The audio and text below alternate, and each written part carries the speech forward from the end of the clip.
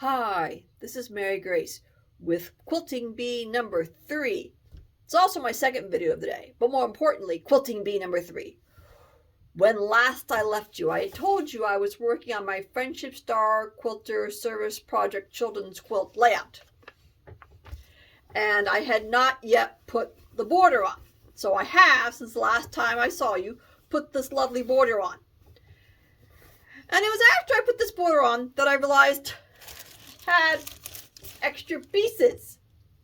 If I had measured the border when I ran into that problem that I was missing a piece, I could have put the border here in these two magical blue spots.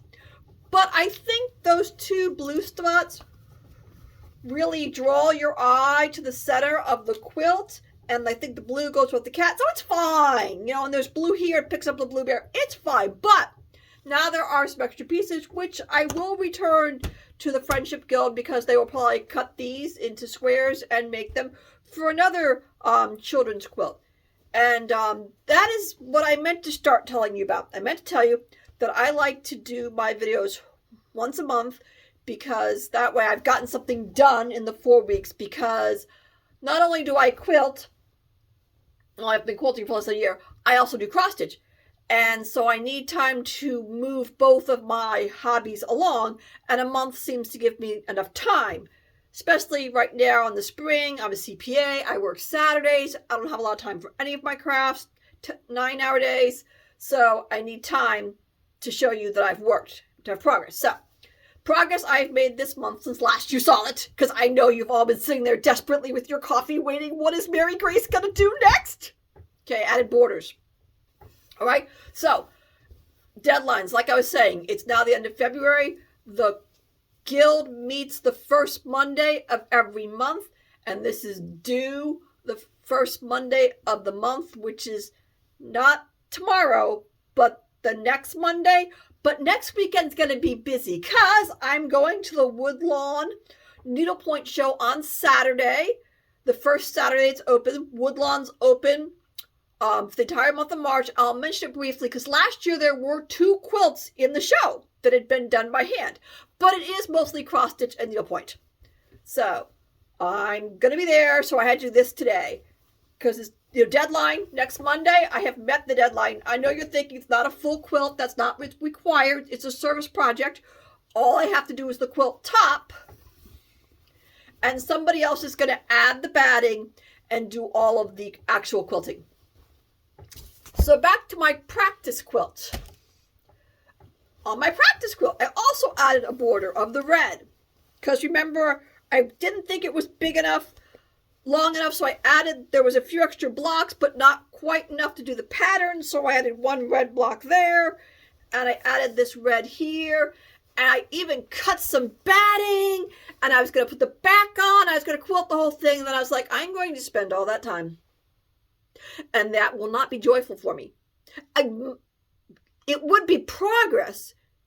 It would be practice, and practice leads to progress, and progress leads to perfect, although nothing's perfect, and that's okay. But I didn't want to do it. Didn't want to spend my time practicing that way, which I'll probably regret at some point in time. But it's really hard. I knew Quilt As You Go was what I wanted to do, just because it's so hard to lay this out. I mean, I did get the batting cut, but the backing material I was going to use was going to be a flannel backing. Huge mistake because it stretches. So that was part of my problem. But I just decided that wasn't what I wanted to do. So I'm going to also give this to my Friendship Guild service project, and I know that they will turn it into a baby blanket for a child, and then 2 service projects. So excellent. This is what I've really been working on. Look, I'm quite proud of this.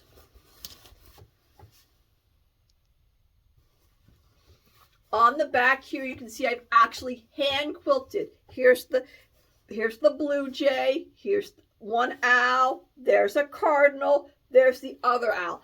And look on the front, you almost can't even see the quilting, which I actually think is really cool. It blends in.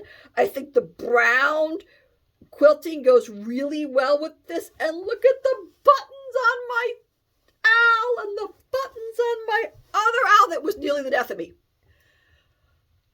In one of the applique books I read, it said, made a big deal about how you gotta flip your applique and cut it, and messed up. I cut the front the wrong way, but I was able to peel the stitching stuff up, believe it or not, flip it to the other side, put it down, great. But then I had to go back and recut this part because it wasn't going to work. Once, twice.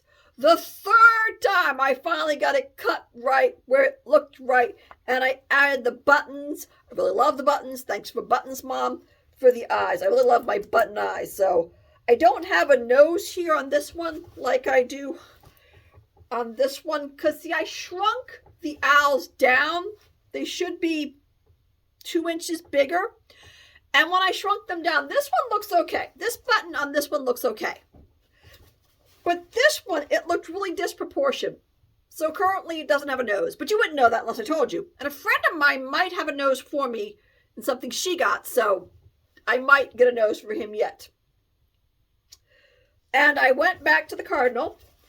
I ripped out, where you see black stitching now that you can really see there had been red stitching, and you couldn't see it. And I didn't like that. So I ripped that out, and I put in this chain black stitching, because that chain black stitching matched the chain stitching. Is this chain? Well, anyways, matched the stitching on the blue jay. So therefore, the blue jay and the cardinal go together, and the two owls go together. And I did this quilt as you go, so it was very easy. And of course, an old sheet is on the back here. Okay, what's really funny, well, I guess funny is the word. I recently, my current bed sheets are worn out. I picked out my new bed sheets based purely on what color I think I'd want to use on future quilts, and it's a sage green. I wanted a darker green, but I couldn't find any darker greens in the.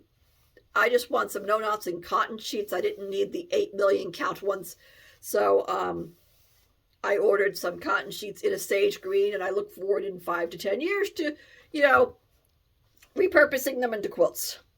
I had a ton of fun hand quilting this.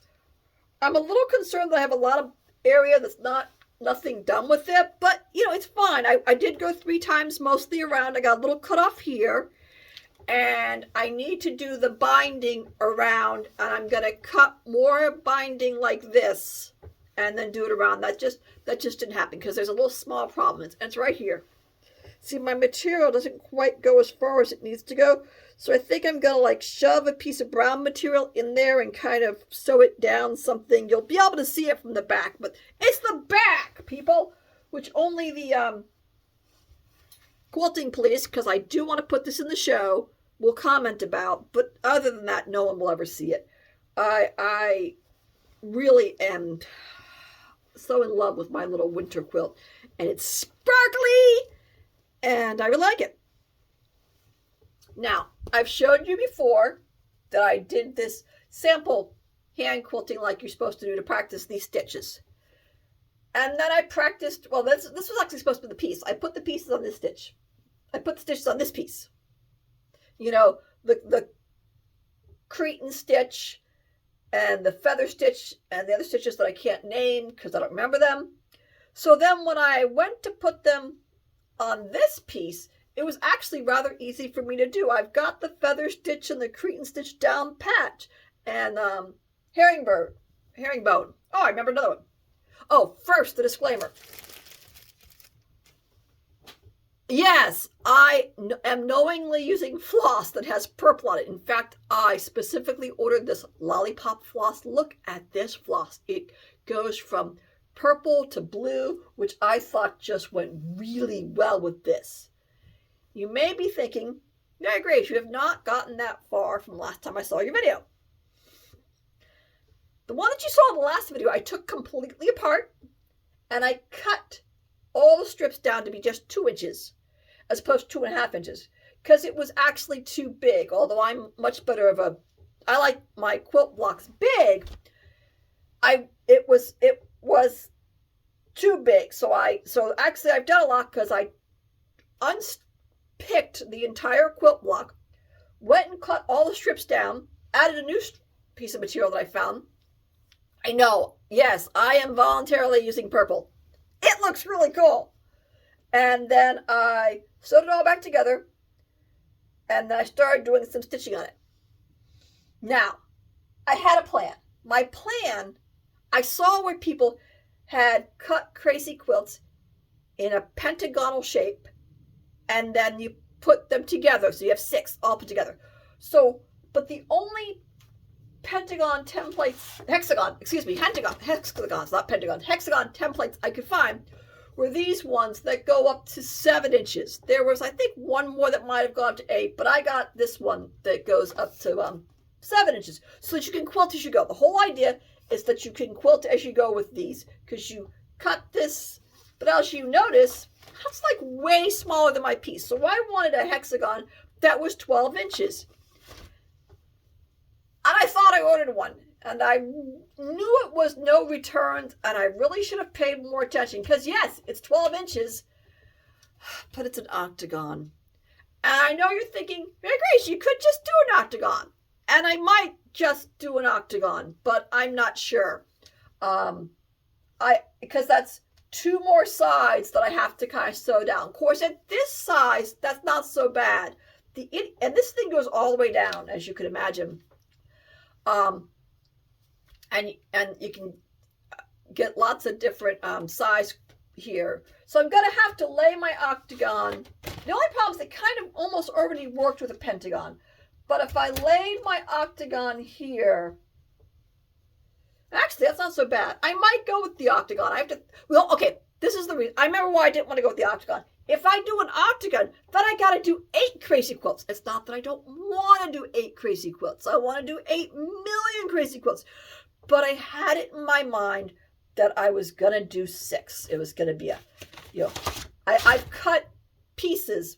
Careful. I've already cut 6 centers, and I've cut 6 strips of each one of these.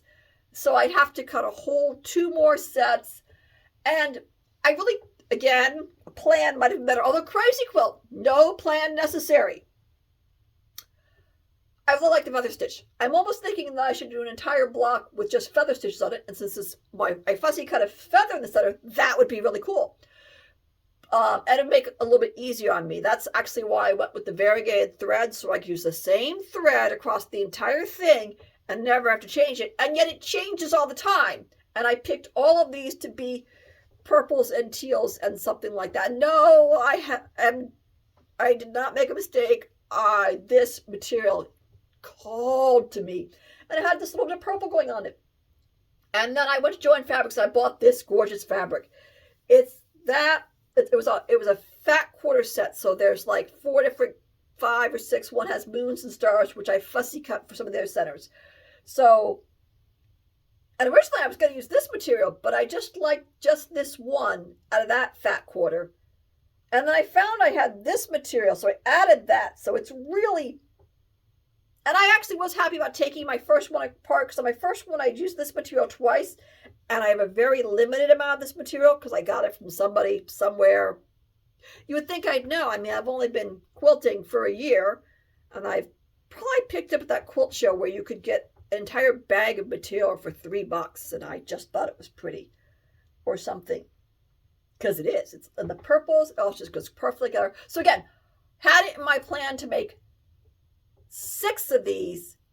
If I did the octagonal one, I'd have to make 9 of them, because you got to make the center one, then you got to make 1 for each so they come together, and that's gonna be big. But I didn't want it. This is small. I mean,